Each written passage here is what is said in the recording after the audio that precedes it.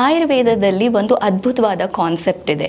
ಅದಕ್ಕೆ ಪಾದ ಅಭ್ಯಂಗ ಅಂತ ಹೇಳ್ತೀವಿ. ನೀವಿನ್ನೇನು ಮಲಗ್ತೀರಾ ಅನ್ನೋ ಸಮಯದಲ್ಲಿ ಯಾವುದೇ ರೀತಿಯಾದಂಥ ಆಯಿಲ್ ಇರಬಹುದು, ಎಳ್ಳೆಣ್ಣೆ ಆದರೆ ಇನ್ನೂ ಒಳ್ಳೆಯದು, ಯಷ್ಟಿಮಧು ತೈಲ ಸಿಗುತ್ತೆ, ಅಥವಾ ಸುಮ್ಮನೆ ಕೊಬ್ಬರಿ ಎಣ್ಣೆನೂ ಆಗಿರಬಹುದು. ಉಗುರು ಬೆಚ್ಚಗೆ ಈ ಎಣ್ಣೆಯನ್ನು ಮಾಡಿ ನಮ್ಮ ಪಾದಕ್ಕೆ ಚೆನ್ನಾಗಿ 2 ನಿಮಿಷಗಳ ಕಾಲ ಅಭ್ಯಂಗ ಮಾಡೋದ್ರಿಂದ ನಿದ್ದೆ ಕೂಡ ಚೆನ್ನಾಗಿ ಬರುತ್ತೆ ಮತ್ತು ಈ ಥಾಟ್ಸ್ ಕೂಡ ಕಡಿಮೆ ಆಗುತ್ತೆ. ರಾತ್ರಿ ಹೊತ್ತು ಮಲಗಬೇಕಾದ್ರೆ ಯೂಶಲಿ ನಾವು ಎಲ್ಲರೂ ಕೂಡ ಫೋನ್ ಸ್ಕ್ರೋಲ್ ಮಾಡ್ತಾನೆ ಇರ್ತೀವಿ. ಯಾವ್ದಾದ್ರು ಒಂದು ನೆಗೆಟಿವ್ ಕಂಟೆಂಟು ಅಥವಾ ಯಾವ್ದಾದ್ರು ಒಂದು ಸ್ಟಿಮ್ಯುಲೇಷನ್ ನಮ್ಮ ಬ್ರೈನ್ಗೆ ಕೊಡ್ತಾನೇ ಹೋಗ್ತೀವಿ.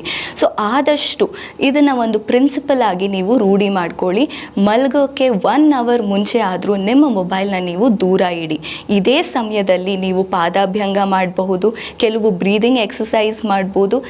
ಈ ರೀತಿ ಮಾಡೋದ್ರಿಂದ ನಿಮಗೆ ಓವರ್ ಥಿಂಕಿಂಗ್ ಕಡಿಮೆ ಆಗುತ್ತೆ.